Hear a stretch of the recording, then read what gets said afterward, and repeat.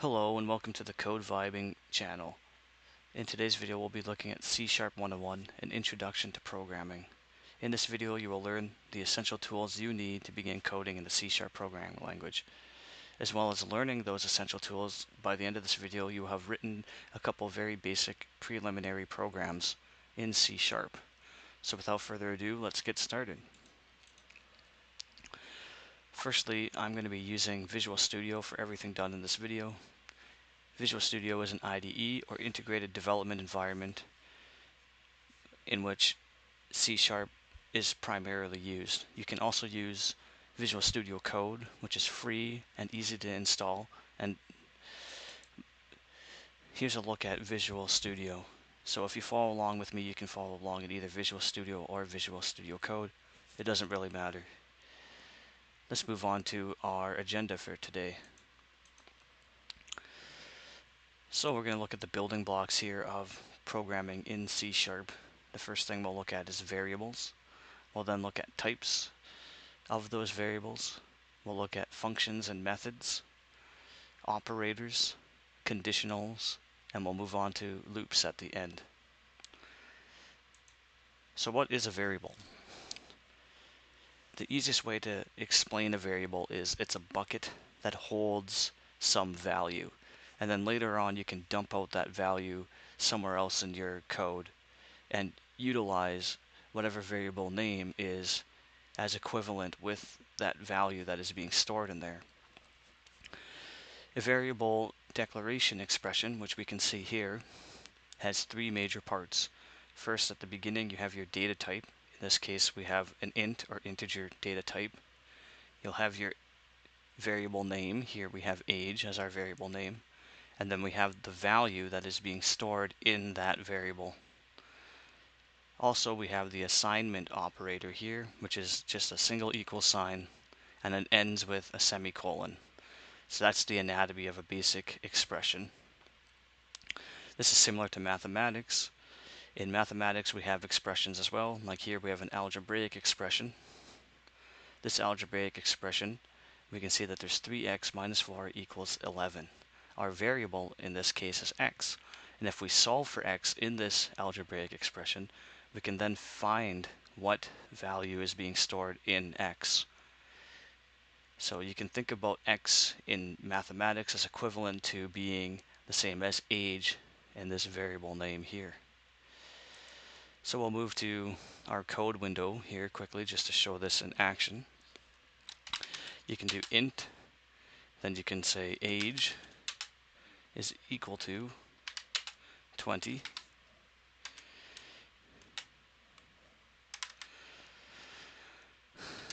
A variable declaration with type inference, but what this actually is variable initialization. Integer initialization. So let's just go through this quickly here. So here at the beginning we have our type, which is integer. Here we have age, which is our name of the variable integer, of the integer variable, I should say. Our assignment, and we're assigning it the value of 20. Every declaration or expression ends with a semicolon. And here we can see this double slash is where our comment begins. So what's not green here is executable code. When you run the program, this is what will be executed. And when you do a double slash, anything after that is not executable code. This is just a comment that's denoting something.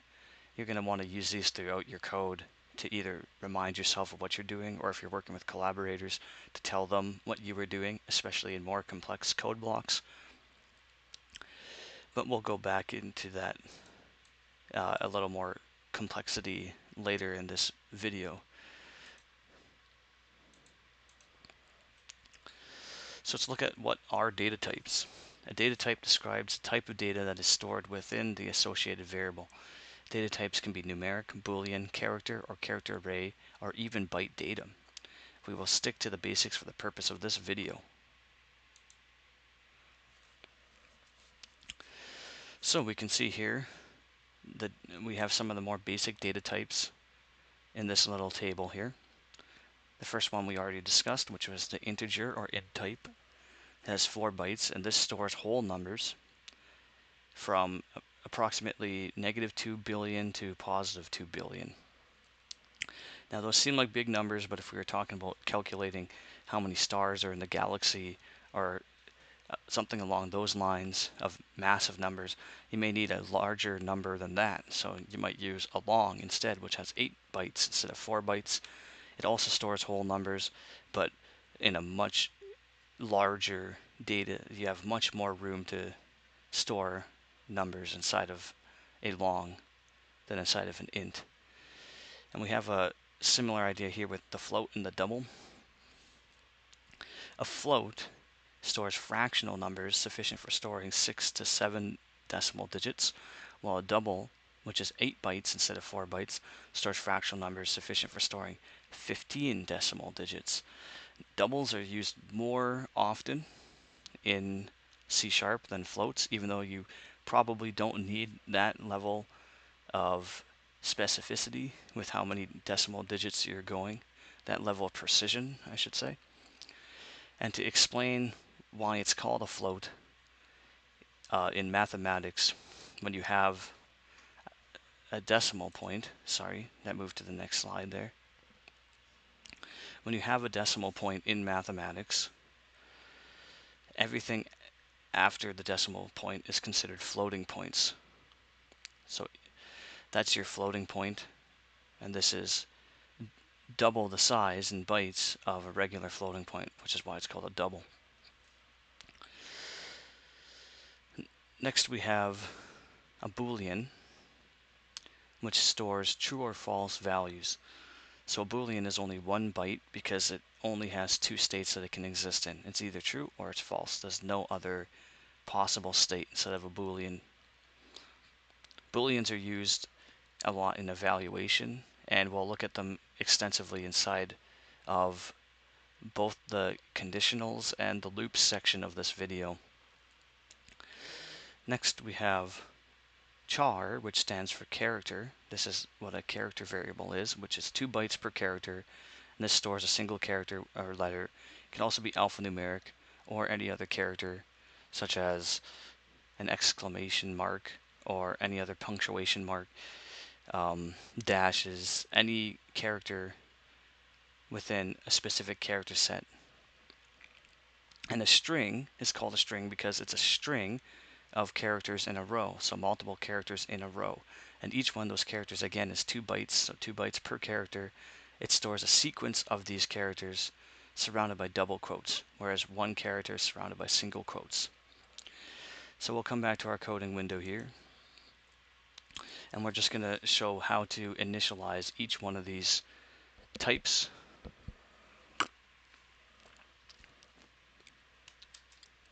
Firstly, we're going to start with string. That's perfect. If you see this popping up here, by the way, that is IntelliSense, which Visual Studio, and I think Visual Studio Code also has IntelliSense, sorry.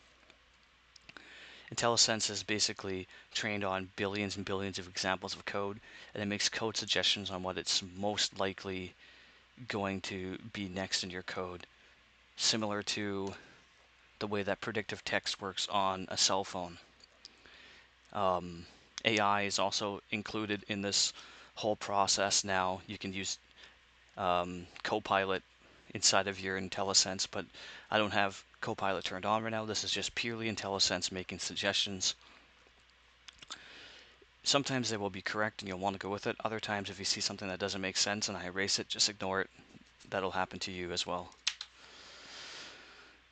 Next, we're going to have a Boolean here, and we can say isStudent is true. That's fine. And this is a Boolean initialization. Let's go back to string initialization for a second. So here's your string type.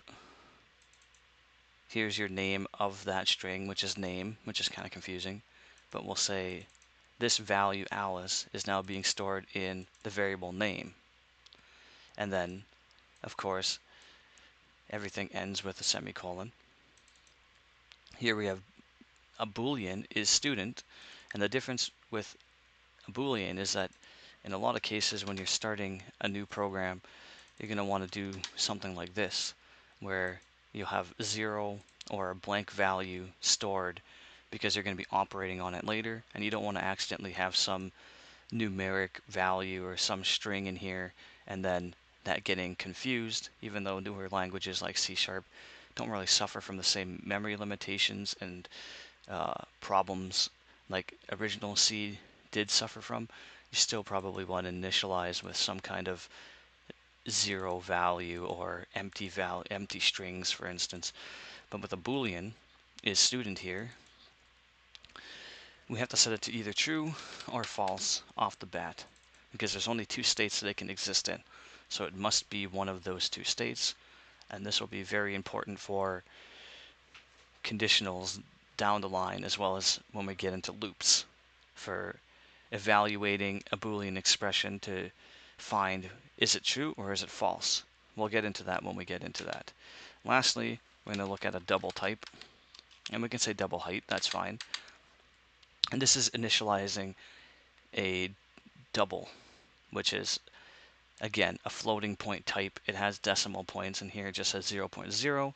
This could also be 0 because 0 and 0.0 are the same, but the difference here is that I could initialize this to 10.5, for instance, or some other fractional value. Doubles are used more often than floats.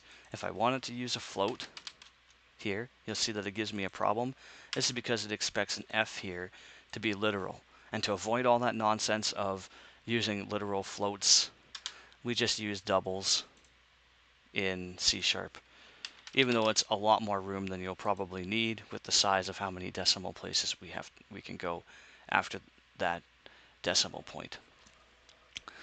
So that's the basic of initialization for these basic types. Let's move on to the next section here, and we'll get rid of this so it's not in our way. Here's that slide that my presentation accidentally jumped to. We're going to be looking at functions, parameters, and arguments. Now there's a caveat here that in C#, functions are more often called methods because they will be used within some kind of class or in an object. But for the sake of today's video, we're going to be using functions, which do not apply to some class or object because we're not using object-oriented, even though C# is an object-oriented language. That's a rabbit hole to go down in the future. For today, we're just going to be looking at the very basics of coding in C# and coding in general. So a function or a method has three parts in its declaration statement, as well as its parameters. And these parts are the access specifier, which specifies the access. Is it public? Is it private? What is the availability of that within your code? Next, we have a return type, which we'll be using void in today's video because it does not return anything back, but this could be string or int. When operations are done, it comes back with something, and then you could feed that into another variable inside of your code. And lastly, we have our method or our function name, and this is what we're actually naming the function. Finally, we'll have our parameters, and we'll look here, what are parameters actually? So a parameter and an argument are two related concepts. The parameter, in this case, if we're looking at this function int add, so our return type is add, and then our name is, our return type is int, and the name we're calling it is add. We have two parameters here, int x and int y, and then we're returning x plus y. So these parameters are actually int x and int y. We have two integer parameters that are being defined in this function. Later, when we call add over here, we can see that we have 5 and we have 3. These are arguments. We're passing those arguments into our function, and when that function does its operation, we'll take whatever numbers we passed here, whole numbers, 5 and 3, and we'll do some operation on it. In this case, we're just adding x plus y and then returning that integer value. So before we go further along this, let's do a very simple program that demonstrates some of these concepts. And this is going to be the Hello World program. If you ever take a coding course anywhere or watch any video, any tutorial, this will be the first thing, the first program that someone will get you to write. And for our purposes today, we're going to be connecting some concepts. So first of all, we'll start with a string. Make that string name. Make that string called hello world, actually. And here we're just going to say hello world. Just to be less confusing, we're not going to call it name in this case. And in this next line, we're going to say console, right line, hello world. Before we run this, let's just walk through what's going on here. So the first line is an initialization statement. We have the string type. The name is hello world. And we're setting hello world, the variable here, equal to this string hello world. The next thing we're doing on the next line is we have console, which is going to be this window that pops up. That'll be the console, similar to like a command prompt, or if you're used to Linux, you have a terminal or PowerShell. These are different types of consoles or terminals. They're kind of interrelated concepts. This window will pop up console, and we want to write to that console. So we're using the write line method, which is part of this object of console. So it operates on the console. And here we have an argument in which we're passing in hello world as an argument, which will then say, hey, console, write a line that is equal to this argument, which we defined up here was hello world. So when we run this, I'll bring this down so you can see it. We can see that in this console here, it wrote hello world. Of course, you could also just get rid of this line entirely and just directly put hello world into here and run it, and that would work exactly the same. Hello world. The difference is, though, that I wanted to show you how you can create a variable and assign it some value and then pass that variable in as an argument into another line of code. Let's move on to the next part of our video here.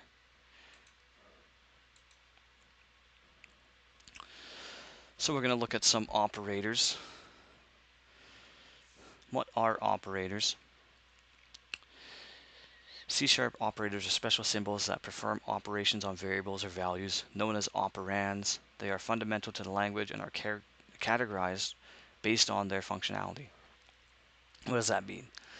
So basically, an operator completes an operation, and variables or values in which those operations are being completed on are known as operands. These are what are being operated on. There are 4 primary classes of operators, but there are other classes of operators that we won't be covering here today. For the sake of it, though, the more basic operators are going to be these arithmetic operators. Though there's assignment operators, relational comparison operators, and logical operators. Let's go into each one of these classes individually. Firstly, we have the plus sign in our arithmetic operators. We have plus, which is addition. This should be known to everybody. 1 plus 1 equals 2.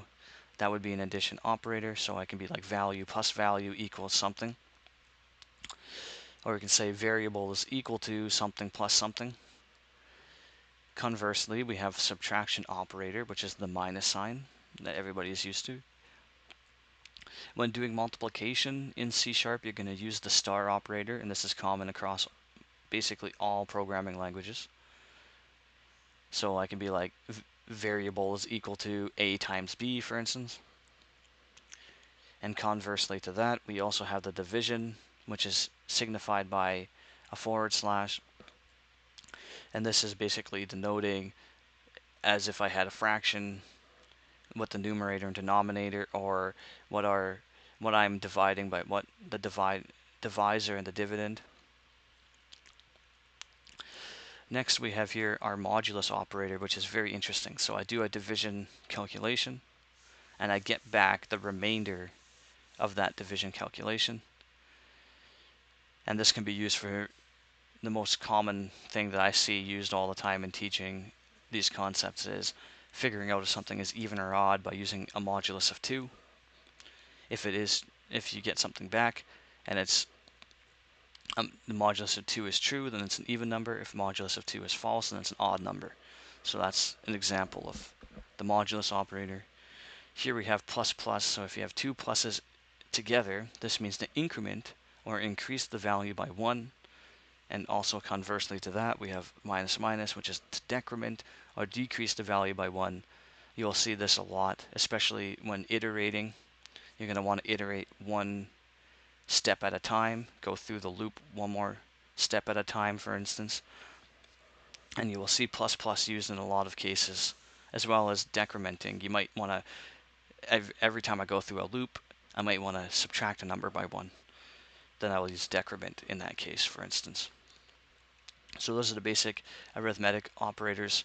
We can look here at assignment operators used to assign values to variables. And we've looked at the most common one, of course, which is the equals sign, single equals, which is basic assignment. Wherever you're assigning a value to any variable throughout your code, you will be using the equals sign, a single equals. Now, there's also compound assignment operators like plus equals, minus equals, multiply equals, divide equals, and modulus equals. And what this does is it says value that I have in my variable plus equals another value is the value that was there beforehand is equal to plus whatever other value I'm giving, or subtract. So if I have subtract equals, that would be like, let's say I have a value of 4 and I say subtract equals 1, then it would be 4 minus 1 is now the new value that's being assigned. Let's say 4 plus equals 1 would then be the value that's being assigned, which would be 5. So these are used very often in coding if I want to have the same variable that I started with, but I want to just append what value is in there by some amount. Instead of being the old school way in C, it would be like variable, this one variable, let's say the variable is number, is equal to number plus 1. That's how you would assign a new value to it, by taking the same variable on both sides of the equal sign. Instead of being confusing like that, you could say plus equals and achieve the same thing. So let's move on to these relational comparison operators, which are used to compare two values. And this will be very prevalent in the next few sections of this video when we're looking at doing conditions, conditional statements, as well as looking into loops. The first one, of course, is equality, equals equals. Now that might be confusing, but a single equals is a basic assignment, whereas a double equals means the equality between two things. Is something on the left-hand side of equals equals the same value as what's on the right-hand side of equals equals? So we could say, is cat equal to cat? Is 1 equal to 1? Both of those would evaluate to true.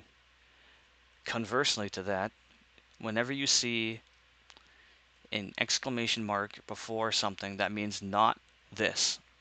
So here we have not equals to, or inequality. We can say dog is not equal to cat, and that would evaluate the true. But if I said cat is not equal to cat, then that would evaluate the false. 1 is not equal to 1, that would evaluate to false, etc. So the opposite of equality. If equality is finding two things that are equal to each other and evaluating if it's true, then inequality is finding two things that are not equal to each other. So every other case than equality. Of course, we have our greater than and less than signs, and we also have greater than or equal to and less than or equal to signs, which are common from mathematics. This will evaluate true if the number is greater than the number on the left is greater than the number on the right, whereas less than will evaluate the true if the number on the left is greater than the number on the right. Or the number on the right is greater than the number on the left, I should say. Sorry, that was confusing. Let's go over that again. Greater than is if I have, let's say 5 is greater than 3, that would be true. Whereas this would be 3 is less than 5, that would be true. And then the same with greater than or equal to. We can say if something is greater than or equal to, it would evaluate the true not only if 5 is greater than 3, but also if 3 was greater than or equal to 3, that would also evaluate the true. Whereas less than or equal to, if I had 3 is less than or equal to 5, that would be true. But if I said 3 is less than or equal to 3, that would also evaluate the true. So there's different ways that you can evaluate an expression and get some Boolean condition to say true or false and go down different code paths, which we'll look at very soon. Lastly, though, let's look at logical operators. If we have and, logical and, what this means is that this and that, then it would be true. So if cat and mammal, then true. So if it's a cat and it's a mammal, this would be true. If it's cat and it's a reptile, this would be false, for instance. Next we have logical or. So this means that if either expression on either side of the double pipes, the double vertical lines, is true, then the whole thing will evaluate the true. So if I had if I had cat is equal to cat or reptile is equal to reptile, if either of those statements are true, the whole thing evaluates the true and then moves down that code path. Finally, we have the logical not, which is the same as putting an exclamation mark in front of equality makes it inequality. Here, this would be like, if this is not that, then it would evaluate the true. If cat is not reptile, then that would evaluate the true. So we're going to come back to our coding window for a second before we move on to the next thing. And we're going to do something interesting here. Before we move on to conditionals, let's write a simple program that expands upon the hello world, and then we'll add some conditionals into that program after we talk about what conditionals are. But first, we'll write a simple program where we also have string name is equal to blank string. We'll have that. But before we go into that line of code that we just had filled in for us, I'm going to have a write line. And inside of this write line, we're going to put the text, what is your name? Here we're going to have the variable name is going to be equal to what comes from the console. So let's go over this whole process here, this whole little chunk of code. First, we have our initialization for the variable name, and we're declaring it here. String name is equal to nothing, a blank string. We're then going to print to the console. We're going to write to our console, what is your name? We're then going to do this next line, which is console read line, which we're going to actually prompt for user input and then take whatever the user types in and store it in our name variable. Finally, we're going to come to console write line, hello, and we're going to pass in that variable name. Now what's going on here, we have to cover this quickly. When I add a $sign in front of a string, that is then indicating this is string interpolation, which basically means this is a string, but I can then use brackets here to put in a variable. Here you can see in my little IntelliSense window, I get my name variable. All in all, what this will do is it's a very simple program that will ask me for what my name is. It'll then take whatever I type in and it'll throw back to me hello and whatever the name I give it is. So let's start our video up, or our console window I should say.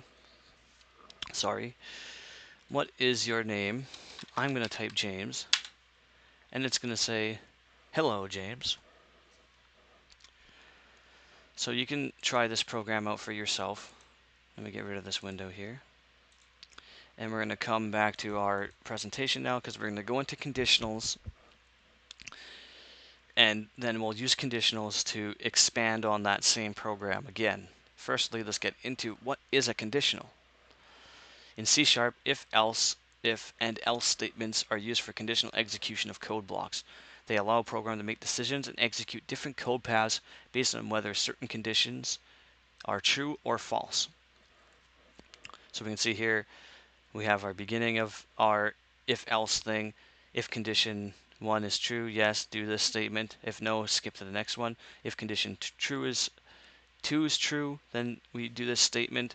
If not, we go to conditional 3, and then the else body will be after that.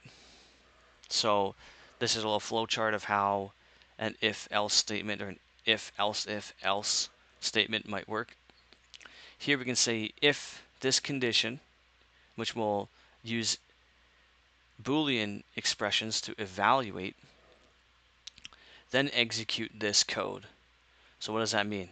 Well, we talked about Booleans before, which are a variable or a data type that is either true or false. What we're going to do is we're going to evaluate whatever is going on inside the brackets, and if that is true, do this code. As we can see down here, if that is true, do this code, or else do this other code. And this allows you to create branching code paths that do different functions based on how Boolean expressions are being evaluated. So let's come back to our code window here, and let's make this all make sense by taking our same code that we have here, string name is equal to blank string, and then writing to our console, reading what the user input is, and then writing a new string that interpolates our name variable and passes it into that string to complete a new string. But before we do that, we're going to add an if condition, and this is going to say if name is equal to an empty string, and we didn't get anything back from the user. Sorry, here's a simple problem sometimes people have, which I just did because I'm moving fast. I didn't do double equals, so it was basically saying name assigning blank string. That's not what we want to do. We want to say if name is equal to the empty string here. And if it is equal to an empty string, we're just going to write back to the user exactly what IntelliSense said there for me. You didn't enter a name. Now we're going to have an else block here. And inside of our else block, if the user did enter a name, we're going to bring in what we just had before. Just drag it up here. And use tab. And now we're making a program here where we're going to get the name from the user.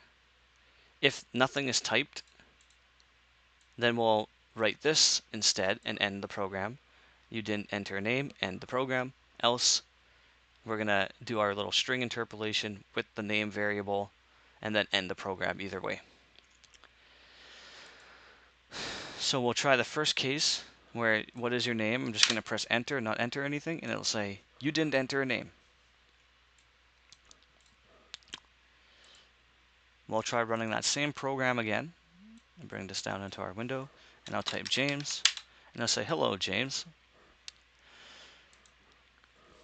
And so right there we have a very basic if-else conditional expression, where we have two Boolean expressions, one if it's true, and else, which the only possible case other than being true is it to be false. And then we display our name. So that's conditionals, the gist of it. Next, we're going to move on to the final concept that we'll be covering today, and that is loops. And after we cover loops, we'll come back to our little program we have here, and we'll add a loop to it to make a more dynamic program and expand upon these concepts that we've already touched on. So what are conditionals? And this is if-else. Oh, sorry. We're moving on to loops. I apologize. What are loops? And this is for and while loops.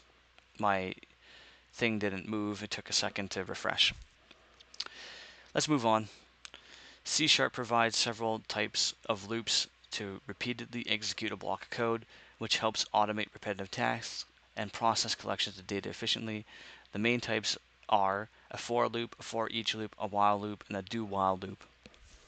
So the basic concept of a loop is that we're going to keep doing something until we meet some condition, and when that condition evaluates to true, we stop the loop. So while the condition is evaluating to false, we continue to do the loop over and over again, iterating through the same block of code until it evaluates to true. So let's look at one loop before we move on with this. I'll just get rid of that. I'll bring it back. The more common one that most people will do is a for loop. And how a for loop works is, we'll look at it here. We'll make a basic for loop there, and that's the body of a for loop. But above that, we're going to make an int here, and we're going to call it number. And we'll set it to 0. Now, the way that a for loop is defined, we're going to create an int in here, a temporary int, and we're going to call it I. And we're going to set that to 0. I'm going to say I is greater, or we're going to say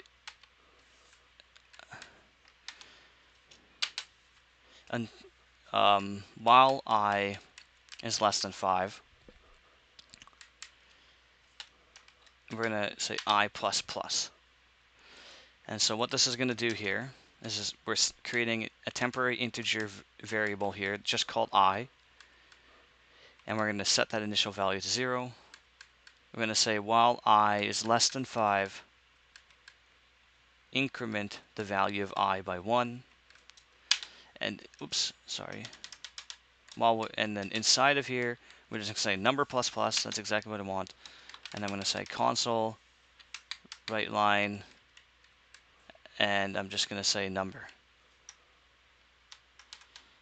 I don't even need to do this actually. I can just say number without a string interpolation. I can just say number and pass that in. So what this is going to do is that while I'm doing that for loop, int I is equal to 0 until while I is less than 5, so until I becomes greater than 5, I plus plus. And what this should do is that my number should add up each time I go through the loop, and I'll print down whatever my current number is to the screen.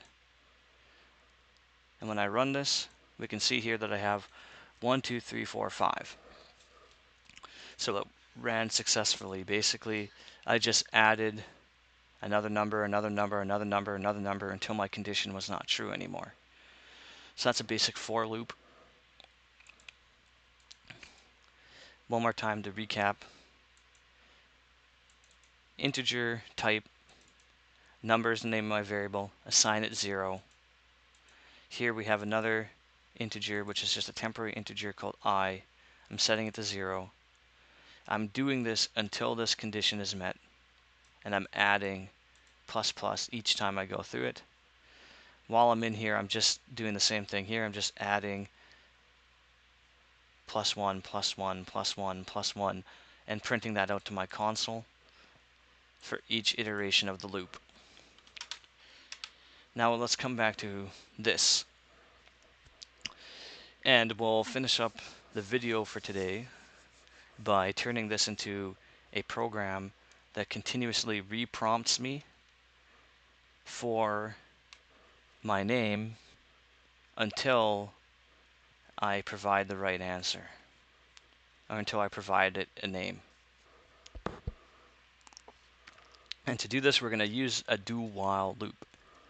So here we're going to make a Boolean is valid is equal to false. We're going to have our, right before we do anything here, we're going to have a do.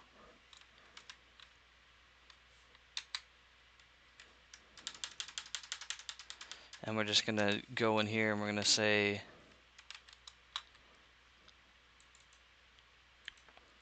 do everything inside of here while it's not valid. So before I move on, this is what we're going to wrap around our conditions here. Do whatever's inside of here while it's not valid. I'm going to take this chunk of code, I'm going to bring that up into here. I'm going to use tab, which is convention, to move everything over. So when you're doing this, when you're nesting something, which is what it's called, within another thing, you're going to want to use tab to push it over.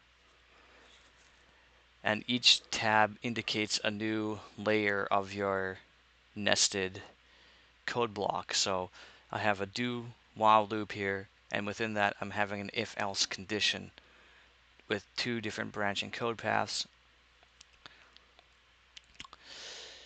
Now what's going on here is that if it's equal to a blank string, you didn't enter a name, but if I do console write line hello, if I do get a name, I'm going to do my console write line hello, pass in my name here into my interpolated string, but I'm also going to set the condition here to true. So before we run this code, let's walk through it. We have our name initialization for our string variable. We have a Boolean initialization for is valid, and we're setting it to false. By default, it's not false. Or by default, it's false, sorry. We have console write line, what is your name? And then we're going to read in whatever the user input is. After we read this in, we're going to do this, and we're going to see, is this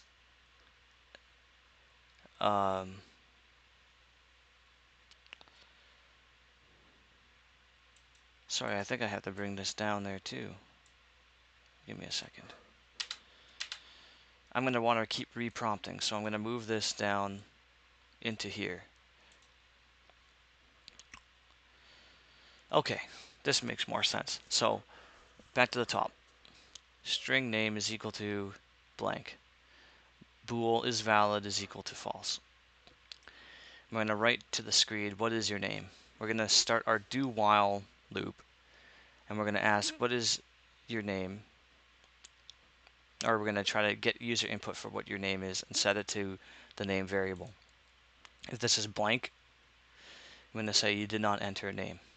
Else, if it's not blank and it does have a name, then we'll set our valid to true and we'll continue and we'll end our loop and print out whatever the user inputted. And this while is not valid. While it's not valid, we'll continue to do that. So if we run this code, this should work. What is your name? Press enter. You did not enter a name.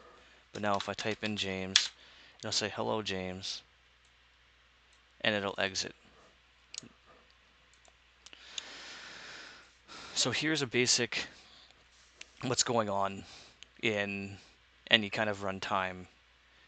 If it's a video game or something, essentially you have, I use a game as an example because a game is continuously going. You want to create some kind of loop and then have an escape condition out of that loop. And a program that is continuously running is doing some kind of loop like this, continuously, until the escape condition, which in this case is valid, is met, and then it jumps out of that loop. So every program that's running on your computer while you watch this video is doing a loop which has if conditions that do certain branches, else conditions which do a branch if all those if conditions aren't met, and then escape conditions to jump out of those loops to end the program. If I click my X, for instance, here, if I was to click my X, that would close my program. That would be an escape condition to get out of the loop that's running this program constantly. And there you have it. That's the video for today. C# Introduction to Programming. If you follow along with me and write out all the code that I wrote out throughout this video, you will have written your first couple programs, and you are now armed with the tools that you need to begin writing your own programs. So before I leave this video for today, if you watched all the way to the end, thank you. I would implore you to go and start writing some kind of console program of your own. Apply the concepts that I have taught you today to come up with some kind of program that utilizes loops, conditionals, variables, and functions in some way. Thank you for watching my video, and I very much appreciate it.